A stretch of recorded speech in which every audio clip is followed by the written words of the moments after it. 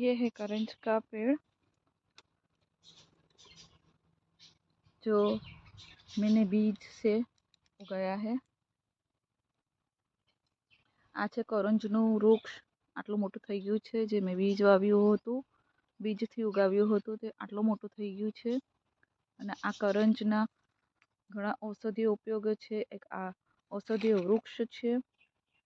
આના દાંત માટે ખૂબ જ હેલ્ધી છે, દાંતને સ્વસ્થ તંદુરસ્ત રાખે છે। પાયરિયા થયા હોય દાંતોમાં, દાંતના મસૂડા જે ઢીલા પડી ગયા, દાંત ઢીલા પડી ગયા, હલતા હોય, કોવાઈ ગયા હોય કે કોઈ પણ પ્રકારના દાંતનો પ્રોબ્લેમ હોય તેમાં આના દાંતણ કરવાથી એ દૂર થાય છે। કરંજના દાંતણ કરવાથી, રેગ્યુલર દાંતણ કરવાથી એ દૂર થાય છે। તો તમારો આજુબાજુ કે ગમે ત્યાં પણ તમને જો બજારમાં અગર વેચાતા પણ મળતા હોય તો અને થોડી જગ્યા પણ હોય તમારે અહીંયા તો તમે આ કરંજનું વૃક્ષ બીજ દ્વારા ઉગાવી શકો છો અને એનો ઉપયોગ પોતાના રોજિંદા જીવનમાં કરી શકો છો।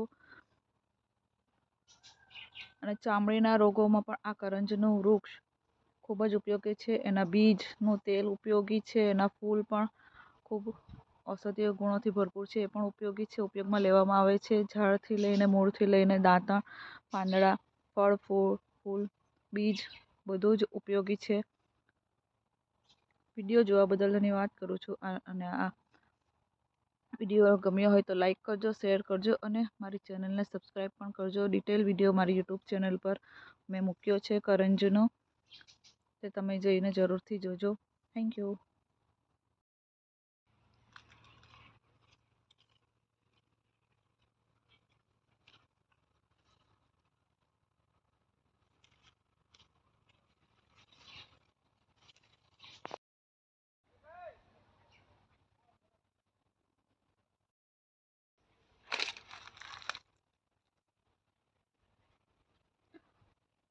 આટલા દાંતણ મેં કરી લીધા છે અમારા ઉપયોગ માટે।